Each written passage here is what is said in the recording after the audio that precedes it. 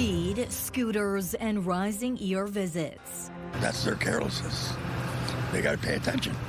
New data warns of severe trauma linked to electric rides. The launch and the long game. I'm really glad that they've increased everything for the public. Going for walks every day in the summertime has been so great here. Talk of future growth for Leamington's waterfront market on opening night. And acing it at 92. Once I realized that it happened, I thought, my God, I did that. A senior golfer sinks an incredible hole-in-one.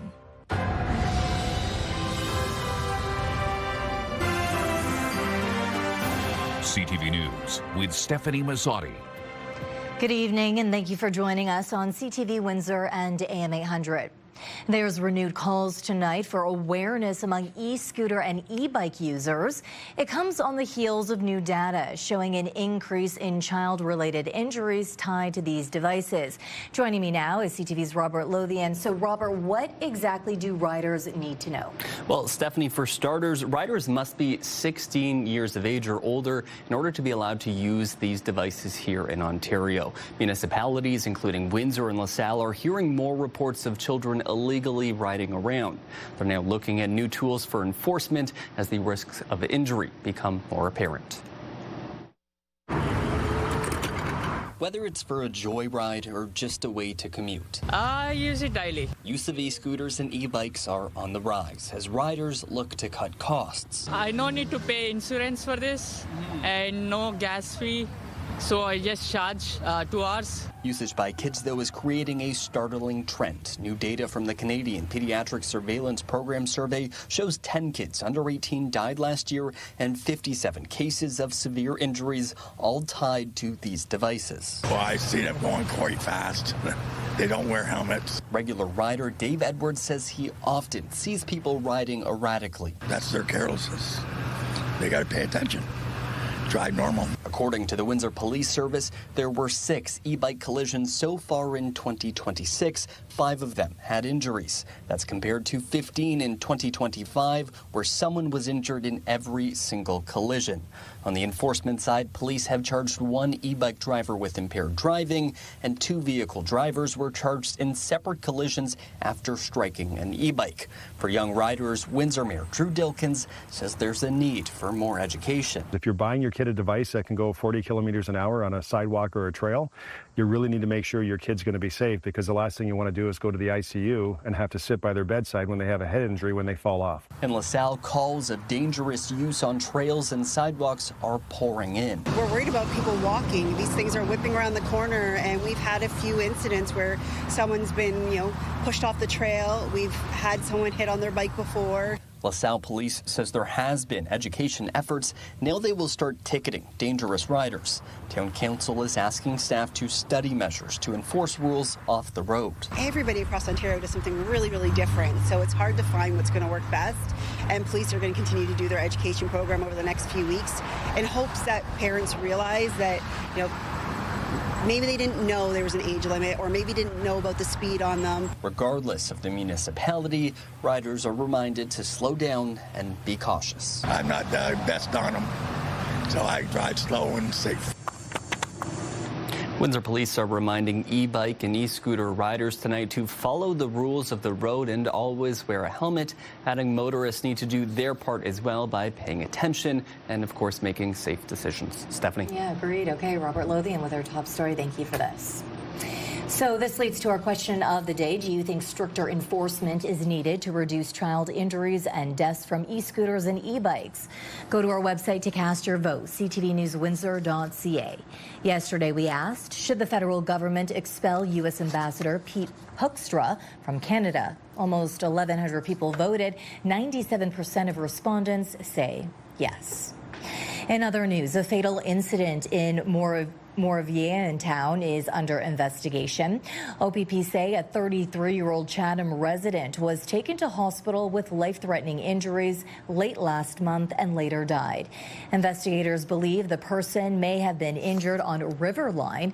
Police are asking anyone who was in the area that night to check dash cam or surveillance footage and come forward with any information. Now, the province says it's adding new regulations ending social assistance for people living in Canada illegally. Premier Doug Ford says he's making changes to the rules after media reports about a recent tribunal ruling. It awarded Ontario Works payments to a man who came to Canada decades ago on a temporary work permit that had since expired. The new regulations now cover both Ontario Works and the Ontario Disability Support Program. Premier Doug Ford also revealing this morning the framework for what he's calling Ontario's Data Centre Playbook. It outlines policies around the types of projects the province is willing to consider approving. By 2035, artificial intelligence adoption is expected to generate $122 billion in GDP for Ontario, creating more than 17,000 new jobs every year. With the sound of computer servers in the background, Ford says he will prioritize projects that ensure more Canadian data is stored here rather than south of the border. He also weighed in on U.S.-Canada trade talks. We want a fair deal for Ontario. We want a fair deal for Canadians. And we negotiate through strength, not weakness. And we have to make sure that before anything happens, we protect our auto sector, our steel sector, our agricultural sector, our forestry sector, and our friends in the aluminum sector in Quebec. We need to protect manufacturing sector before we put any booze on the shelves whatsoever.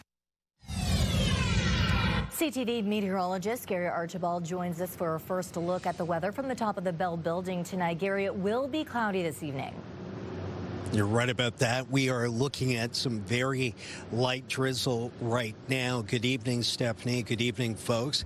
Temperatures still warm for this time of day and feeling warmer, like the mid-30s. It's been humid, and obviously we're still looking at the potential of some thunderstorm activity at this time of day during the summer months. Obviously, the daytime heating factor is at play. So what can we expect late tonight into tomorrow morning? More of the same, perhaps? I'll break down what you need to know on that front and the complete 7-day forecast coming up shortly. For now, I'll send it back inside to you at the desk. Stefanie? After making their way into Windsor-Essex homes, green bins are now expanding into the classroom. The Essex-Windsor Solid Waste Authority wants to expand the program to all public schools across Essex County. Some Windsor public schools made the switch last fall after the city moved to bi-weekly garbage collection. Eventually, they hope to bring it to the Catholic and French language school boards. The program puts a small kitchen catcher in each classroom. The food waste is then moved to a larger green bin for weekly collection. So we want to make sure that we get it right. Just like with the phase 1 and the phase 2, we're going to, use some best practices, implement the program, do some promotion education, and do some training in the schools. And then as we master that, we'll move on and hopefully get all of the schools on board. Lakeshore is giving residents a little more help when wildlife becomes a problem. Council has approved a new program to deal with sick or injured animals. Up to $5,000 will be set aside this year for trapping services.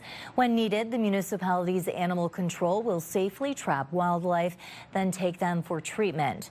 Ward 6 Councillor Larissa Vogler tells AM 800 residents are often left wondering what to do when a sick fox or raccoon shows up around their home. She says at about $70 per animal, the service is relatively inexpensive. Council approved the program and is looking at spending up to $10,000 a year starting in the year 2027. Plans are moving ahead for a new regional headquarters for the Alzheimer's Society of Windsor and Essex County. Tecumseh Council has approved a 2-year memorandum of understanding with the organization for a proposed facility beside Tecumseh Arena. The project would include a $20,000 square foot 2-story building along with a therapeutic garden for people living with dementia and their care partners. The agreement gives the two sides time to work out a long-term lease and other details. The Alzheimer's Society still needs to get construction cost estimates, assess the property, and continue fundraising before final agreements come back to council. The organization currently operates out of a facility on Richmond Street in Windsor. Meantime, the City of Windsor is now looking for developers interested in redeveloping the former W.D. Lowe Secondary School site on Giles Boulevard East and wants to turn it into housing. The nearly 5-acre property includes the old school building and the surrounding schoolyard. It's the 5th property being offered through the city's Housing Solutions Made for Windsor strategy, where the city is selling off surplus municipal land to increase the supply of housing. The city is looking for proposals for multi-unit housing, along with ideas for community benefits and how the development would fit into the neighborhood. Proposals are being accepted starting today with a deadline of October 20th. The city says it's looking for experienced developers who could deliver a quality project within a realistic timeline.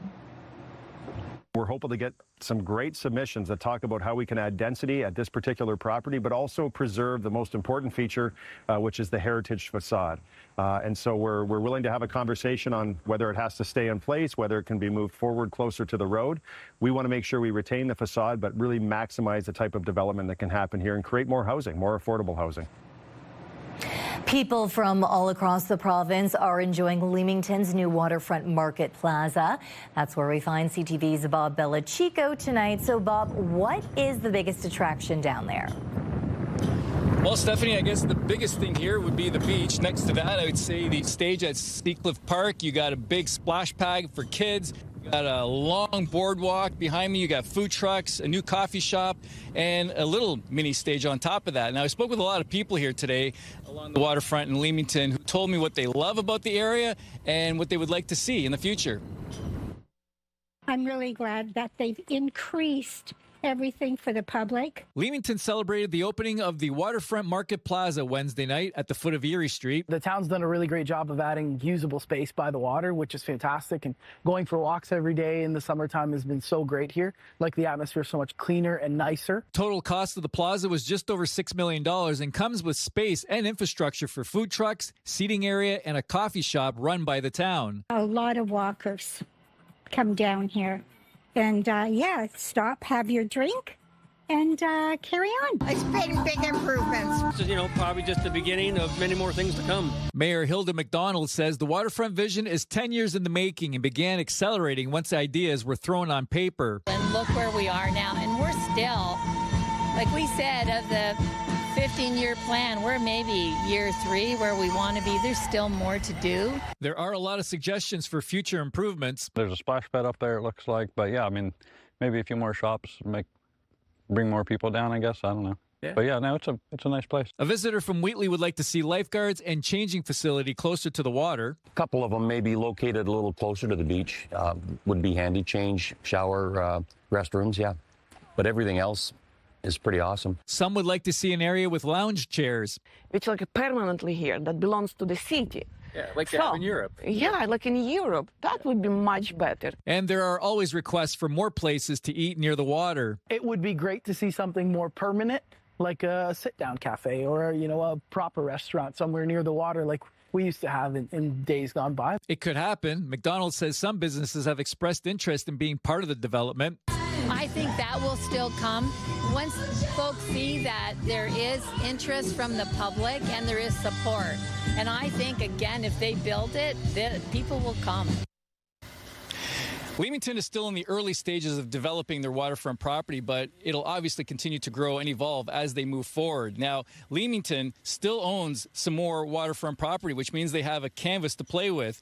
And the residents and visitors I spoke with are excited to see where all of this could go. But for now, they're loving the coffee shop, they're loving the food trucks and the vibe down here by the waterfront in Leamington. Stefanie, it's pretty cool down here. I bet. Okay.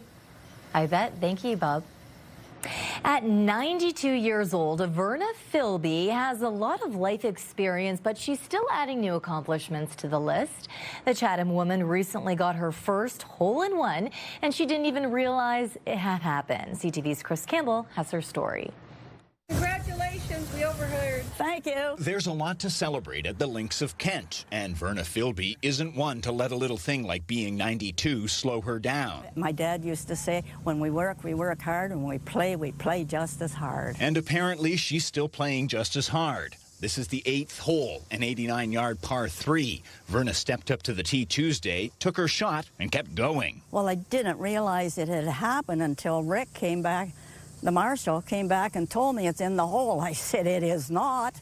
He said, it is so. I didn't believe it at all. But there was no argument with the scorecard. And once it finally sank in. Once I realized that it happened, I thought, my God, I did that. She did. And according to club staff, she's been inspiring everyone on the greens. That's amazing. At 92, getting a hole-in-one is absolutely amazing. I think it's one of those things every golfer wants to accomplish in their golfing lifetime. Kevin Corvo teaches golf at St. Clair College. He says a hole-in-one is a mix of skill, luck, and a lot of practice. There's two things, honestly. It's a hole-in-one.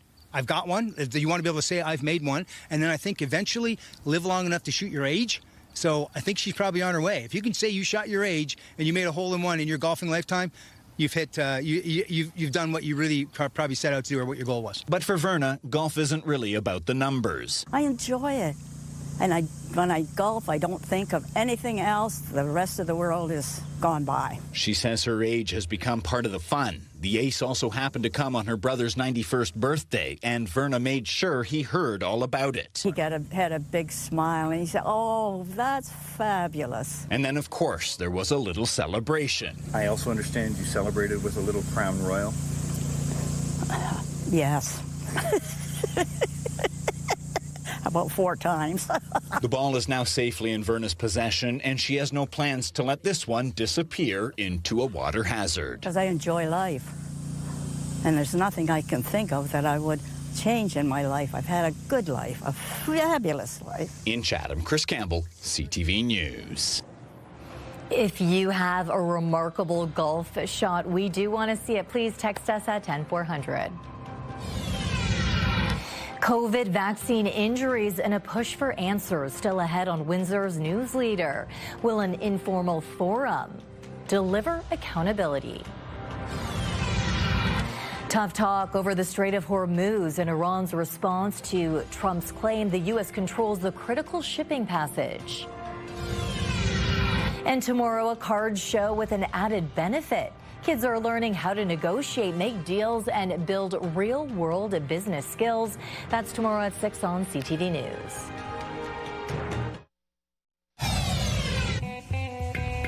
Start your day with the latest local news. By signing up for our newsletter, you'll get direct local content straight from CTV Windsor to your inbox, including top stories, the forecast, and videos. You can sign up at ctvnewswindsor.ca. A Conservative MP is striking an informal inquiry on Parliament Hill years after the COVID-19 pandemic. A small number of Canadians who rolled up their sleeves are still suffering adverse effects. CTV's Rachel Aiello reports. Like millions of other Canadians, Carrie Sakamoto got vaccinated for COVID-19. But unlike most, after her second shot, she was hospitalized, diagnosed with Bell's palsy, suffering ever since. I'm not anti-vaccine. I have questions about this one, obviously, because of my experience. Now she's hoping one MP's unofficial fall inquiry will give her a place to put her story on record. Our job is to listen. Conservative Dean Allison is planning to lead 4 days of sworn testimony focused on COVID-19 vaccine injuries. But his initiative isn't sanctioned by the federal government and has no power to prompt accountability. The most this MP is able to offer is that once the hearings end, he may refer questions for Parliament's consideration. By raising awareness, we're hoping to put pressure on the government. 81% of Canadians have received at least one dose of an authorized COVID-19 vaccine. And as of January 2024, of the more than 58,000 reports of adverse events following these vaccinations, less than 12,000 were considered serious, representing 0.01% of all doses administered. When you look at the vaccination currently, based on the best data we have, the vaccination still does a reasonable job in reducing the risk of hospitalization and death. During the pandemic, Ottawa launched a vaccine injury support program. Between 2021 and 2025, 252 claims were approved, paying out more than $21 million in compensation. But claimants like Carrie say the process was mismanaged and mired in red tape. We need immediate accountability and reform. After an audit this spring, the Public Health Agency overhauled the program and is still sorting through a backlog of claims. This doctor says a vaccine injury compensation process Canadians can have confidence in is key. I would call it part of our social contract. Canada hasn't conducted any formal review of how COVID-19 was handled nationally.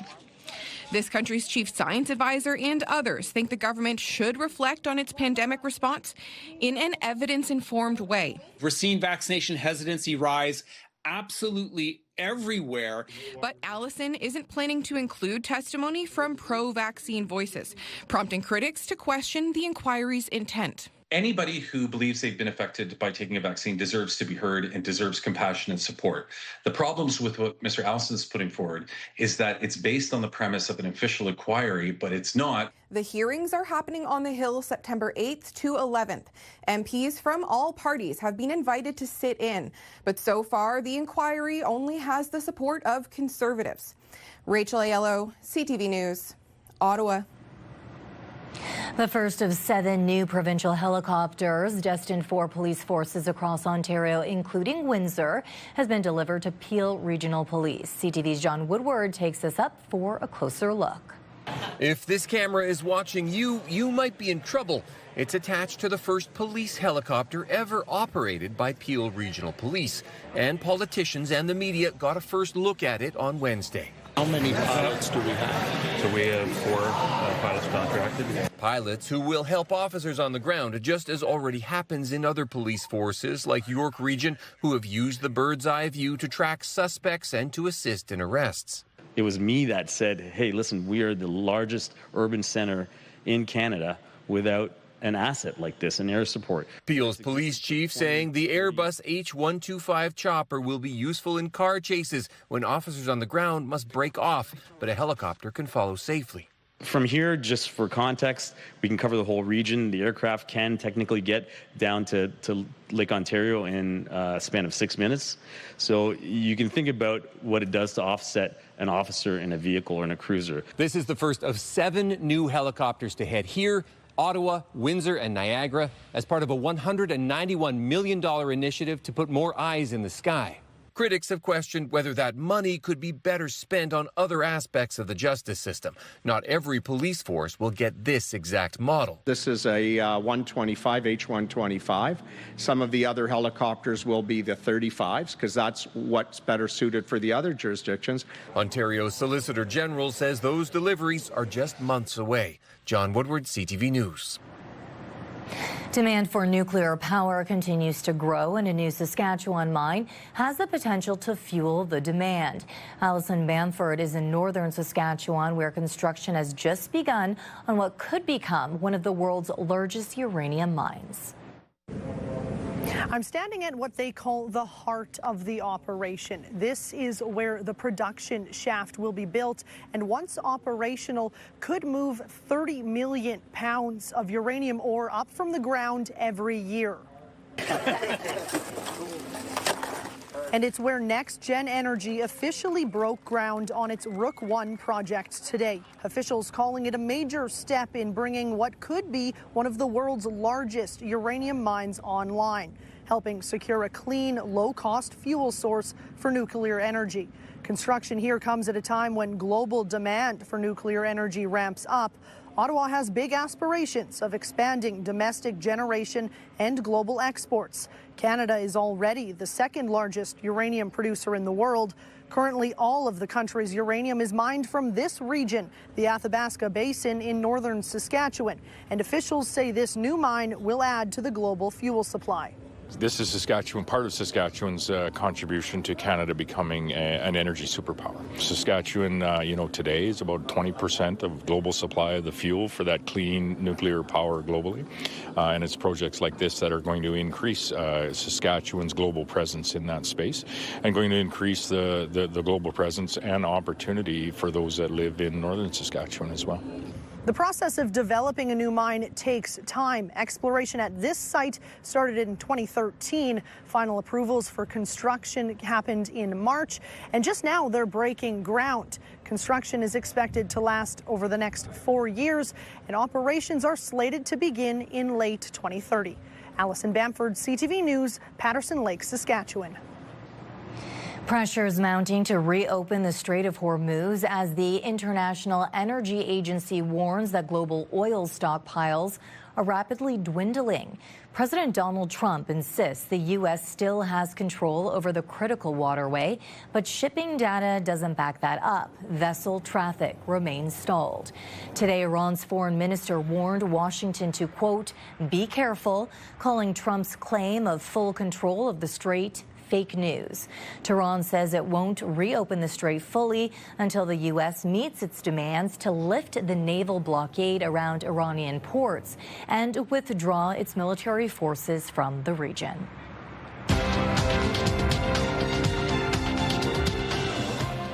In Toronto, the TSX gained 97 points. In New York, the Dow added 70.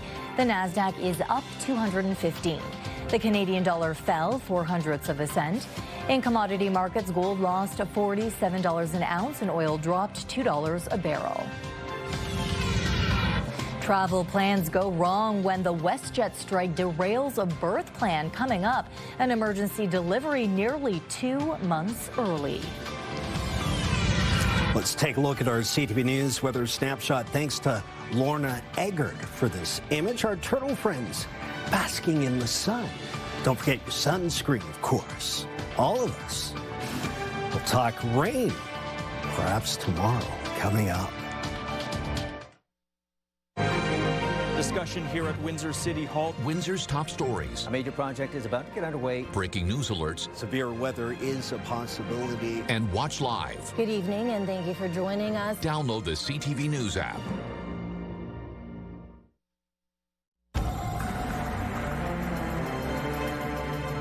A beautiful day outside. If you wanted to take your e-bike or e-scooter out, Gary, it is something we talked about earlier on in the show. We know there are dangers there, but when you add in additional weather elements such as rain, the safety is even more of a struggle.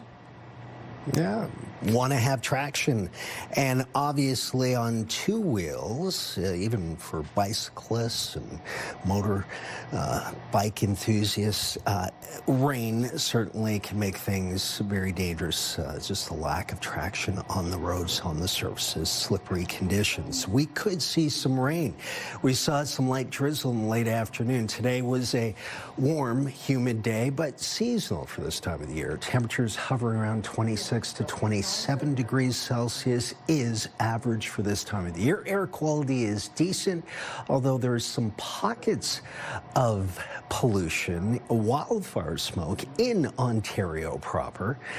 And we'll talk more about that as we head towards the weekend. Temperatures between 25 in Chatham-Kent, 77 Fahrenheit, and 26, which is 79 in Windsor. Under cloudy conditions, it feels like 34 to 35. That's your humidex value. And cloudy conditions right across parts of western Michigan and some scattered showers. Again, we're looking at a situation where the worst weather is just sliding to the south of us, and that's good news. That means the showers and thunderstorms work their way into Ohio yet again. This is the third scenario in the last 5 days, just like that. Interesting. If we do see some rain, it's in and around extreme southwestern Ontario, southern shores of Lake St. Clair, through the heart of Essex County, Leamington, Kingsville, and our friends visiting the Point today could see some showers. So there's a slight possibility. It will be cloudy tonight. 26 degrees at 8 o'clock, still feels like about 30 to 31. 23 cloudy through 10, and midnight down to 21, about a 30% chance of showers at that point. Feels like 26. Take a look at our Intercarousel 7-day forecast, calling for another day similar to today for tomorrow, Friday. High of 27, high UV 8. Do protect yourself. Even though it's cloudy, there's a lot of UV A and B penetration at the surface, which affects us. Sunny and high UV rating warmer. 29 on Saturday, feels like 36. Sunday, Monday, cloudy. We'll go from a rainy day Sunday to mostly cloudy Monday. Showers possible. Then sunny on Tuesday, 28, 27 on a possibly rainy Wednesday, Thursday, 26, and fair weather.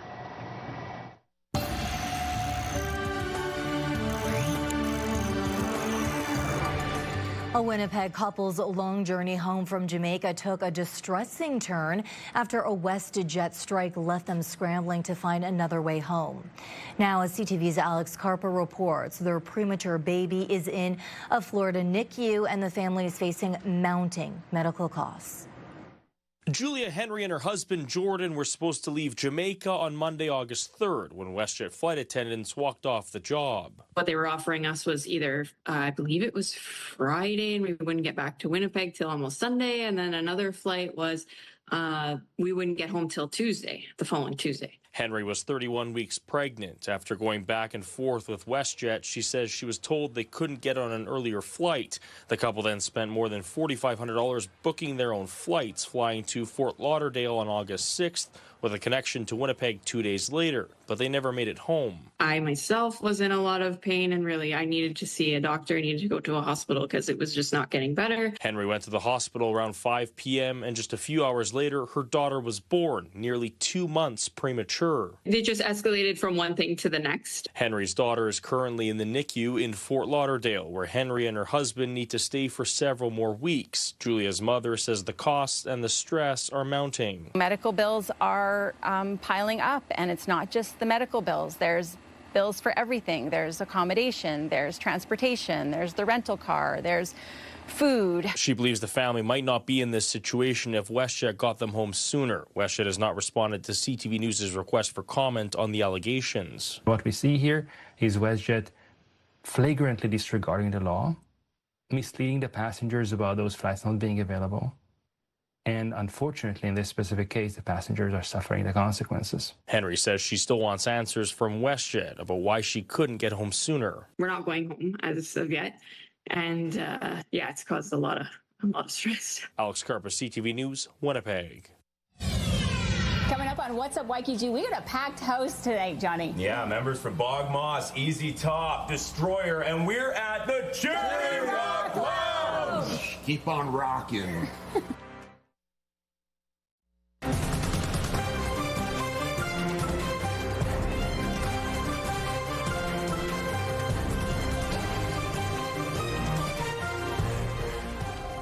Quebec is looking to crack down on Ontario residents crossing the border to return empties in an effort to eliminate long lines at return depots. CTV Peter Sperling has more on the calls for Ontario to introduce a similar return system.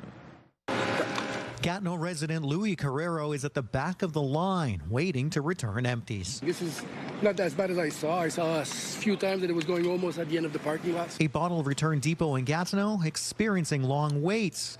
Consignation, the organization that runs Quebec's recycling program, says the long lines are in part caused by Ontario residents. It's a good system to prevent putting stuff in the garbage, but as you can see, it's trouble. it's a lot of time you got to wait. The organization says it's illegal to return empties bought outside the province to obtain refunds, but many people do. Because in Quebec, you can get money back for not just beer and wine containers like in Ontario, but for other beverage cans and bottles too. The deposit added to the cost, then refunded when you return. You pay an extra 10 cents each bottle. And when you bring them back, you get that 10 cents back. Now, new measures have been introduced to crack down on Ontario residents. They will have to use an app and an express service to verify products for purchase in Quebec. And refunds will be issued at a later date. It's hard to know where you bought it because you could have bought the same case in Ontario or Quebec. This Ottawa resident would like to see a similar system in Ontario. That could be a little income. In the coming months, 4 new locations will be added in Gatineau to cut down on the long lines here. Peter Sperling, CTV News.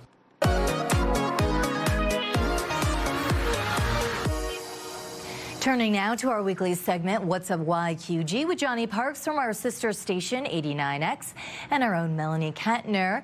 You2, the August version of Summer Sundays is here.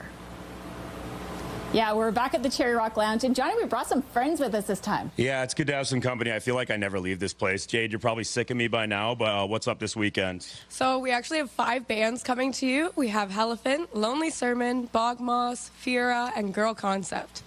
Wow, that sounds like a lot. And we actually even have someone from Bog Moss here. Yeah. So what can you tell us about, you've played here before, or? Yeah, I played here years ago before it was Cherry. It's a great space, but yeah, I'm happy to be back. Happy to play this space. It's got a lot of history, and what can we expect from you guys? I caught you at Meteor, but like, what's your style? What's your sound like?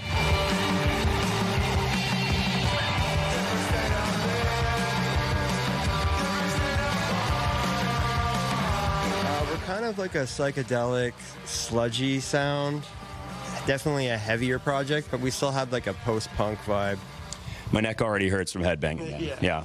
Now, Jade, what are the kind of nuts and bolts of the event? Like, when should we show up and how much does it cost? So come at 7. That's when the doors open, but the show does start at 8. And make sure to dress your best punk self. I'll get the egg, the whole egg in the hair to get the mohawk going. How much for the drinks? What kind of specials we got going on? So we have 1,800 tequila shots for $5 and $7.75 double wells all night. Sounds amazing. Now, we are also going to check in with Destroyer, another band who is no stranger to this place, and they're going to talk about another event coming up. Somebody scream! So we got some of the boys from Easy Top and Destroyer here. Can you tell us about what people can expect from the show coming up this weekend? Absolutely. We got a killer show. A lot of people. We played there last year. We're trying to get more people out this year.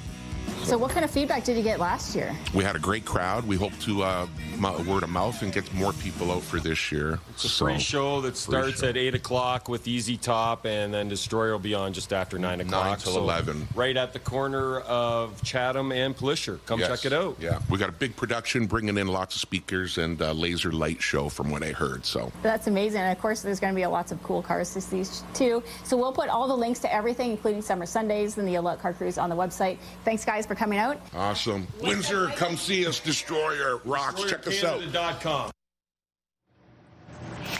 Okay, Kate Otterbein joining me now. Happening Now is coming up next. What do you have for us tonight? Stefanie, do you know how much you paid in taxes last year? Not exactly, but a lot. And it might be more than you think. Details coming up.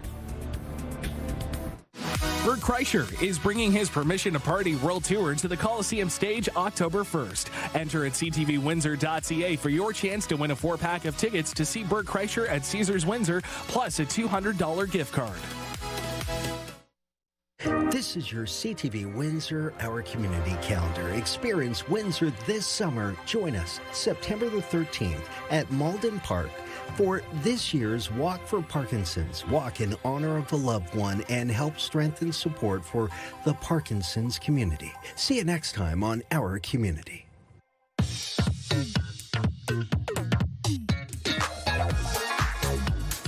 Kate, today is the perfect day to cool down from this heat with a sweet treat from Dairy Queen. Yes, it is Canada's 24th annual Miracle Treat Day. Net proceeds from every blizzard sold goes directly to your local Children's Hospital Foundation to help pay for highly specialized equipment, facilities, and care teams. Canadian Children's Hospitals recorded 3.9 million visits in 2025. It has been really busy. We've been getting a lot of orders, a lot of ice creams being made, and it's really nice to just see everyone working like that and giving back. Check out all your local news updates at ctvnewswindsor.ca. And we also have an online story about how much taxes Canadians pay. And this is a bit of a crazy one. So a new study finds the average Canadian family spent more on taxes last year than basic necessities. The study from the Fraser Institute found the average family spent 42% of their income on taxes. Now that includes income tax, sales taxes, and property tax. Then compare that to about 36% of income spent on housing, food, and clothing combined. Researchers say taxes have grown more rapidly than any other single expenditure for the average family. And in our social spotlight tonight, an epic catch made by a dad at a baseball game. Hey, how about the catch? Did that just happen? Yeah, a baby and holding stroller. the stroller with the one baby hand. inside. What? One hand. Wesley Wallen wasn't even sitting. He was pushing his son in a stroller when the Durham Bulls hit a foul ball into right field. He snagged it with one hand, no glove, and pretty nonchalant about it. This clip is one for the books, and I know that'll be one he pulls out to brag. Oh, he just looks cool as a cucumber. Like it's something, you know, you do any day of the week. I wonder if he has other children and just handling with like multiple kids is just the norm for him. Yeah, maybe. And you saw the stroller kind of go out of the way, too. It was instinct, protect the kid. Exactly. And I'm sure that kid will keep the baseball in his room just for a little reminder. Absolutely. Okay. If any viewers at home have some cool video of their kids like this, we would love to see it. How can they send it to our trending segment? For sure. Please send them. You can email them to newsnow@bellmedia.ca or text it to 10400. Okay, that's what's happening now. Thank you, Kate. Still ahead, a perfect proposal took an unexpected turn, and the strangers who stepped in to help.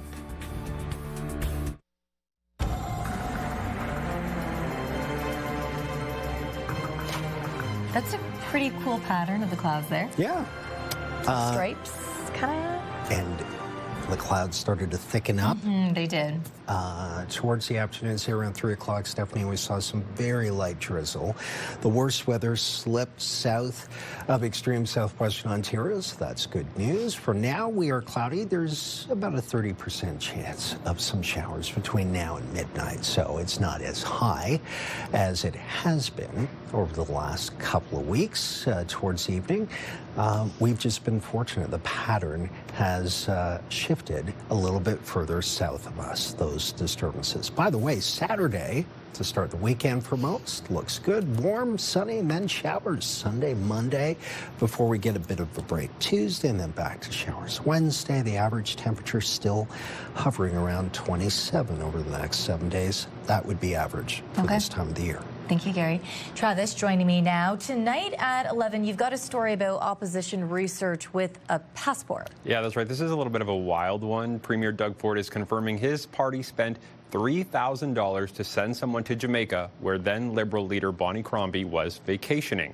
Ford says he only just found out and doesn't approve. Tonight, what we know about the trip, who's demanding answers, and why Ford says, well, this is politics. Definitely a cliffhanger there. Okay, thank you, Travis.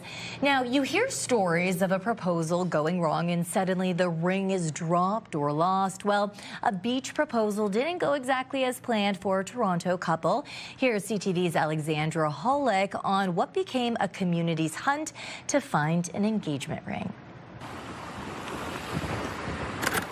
This is the moment Sam Bagel Lerner proposed to his girlfriend Eliana Reamer on a Southampton beach Monday. And they dropped the ring. And this is the moment they lost the engagement ring. I got up, I went to hug her, and her arm brushed up against my arm, and it was knocked to the ground.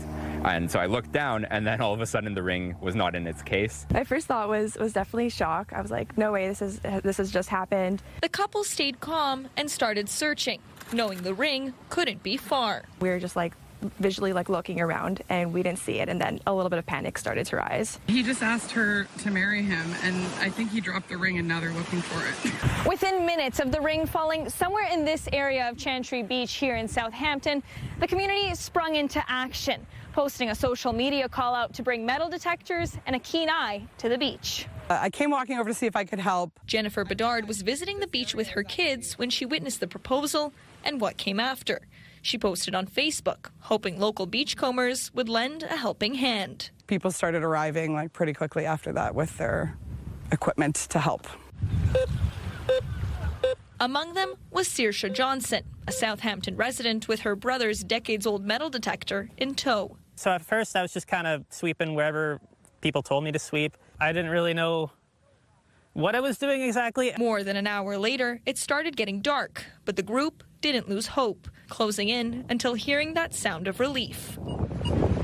Saoirse? Her metal detector went off. I used the sieve. I found it. But it was not a one-person job. This was a community coming together. Honestly, I was sobbing when we found the ring. We were so eternally grateful for all the support and the wishes and people just coming down to help us. We were just complete strangers. As for the couple, they say their wedding is set for next summer, and they plan to visit the beach again in the future. But their first order of business? We'll make sure to keep the ring secure. We're getting it resized. Alexandra Hollick, CTV News, Southampton. Hey, it happens. It happened to me. Really? Yes. Wow. Yes. Oh, it was boy. 11 o'clock at night, pitch darkness. It fell. We were both like on the cement with our cell phone lights on, like literally like this. Wow. No one was around boy. to help. We had a couple too many cocktails. Oh, wow. It was not, but we found it a few minutes later. Good. We can laugh about it now, but it was, stressful for the time. Nothing like this community hunt. I bet. Like you would think it would be like within a 1 meter radius. Yeah, you know what though? That really grounds you in the moment, right? Instead of freaking out about, oh my God, what now? We have to tell everybody the wedding. You got to focus on that. Right? They passed the first test. Yes, right? they did. Stick together, work it out, folks. Many more challenges for them ahead. Well, metal detectors, have one with you at all times. Yeah. On behalf of our dedicated team here at CTV News Windsor, thank you for watching. For updates throughout the evening, go to ctvnewswindsor.ca. Gary and I will be back with your only late local newscast at 11. Or just don't propose. I mean, then you don't.